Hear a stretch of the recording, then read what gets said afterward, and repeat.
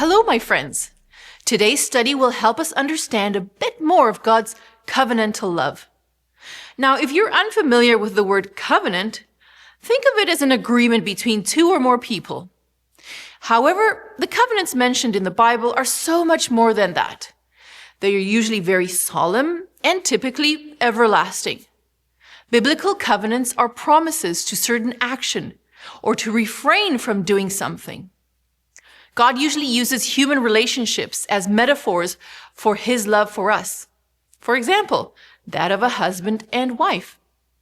The way this relationship works in the Western part of the world, two people usually start liking each other because maybe they have similar interests or they've spent time together and they realize they have romantic feelings for each other. So they start dating, they go through an engagement and eventually get married.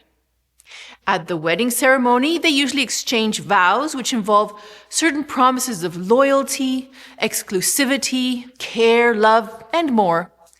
And you can often hear the newlyweds promise all these beautiful things till death do us part. So they are locked into the covenantal relationship of husband and wife from that moment onwards.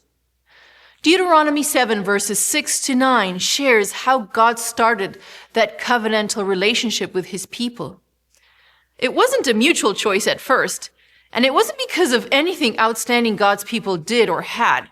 In fact, it was like God is a 10 and maybe we're a 1. For those of you that are in the dating process, you'll understand what I'm saying. Usually you aim for someone who is kind of in your league, not out of your league, because your chances of being successful are pretty low. So, back to the covenantal love of God. He says, "The Lord your God has chosen you out of all the peoples on the face of the earth to be his people, his treasured possession." The Lord did not set his affection on you and choose you because you were more numerous than other peoples, for you were the fewest of all peoples. But it was because the Lord loved you and kept the oath he swore to your ancestors that he brought you out with a mighty hand and redeemed you from the land of slavery, from the power of Pharaoh, king of Egypt. Know therefore that the Lord your God is God.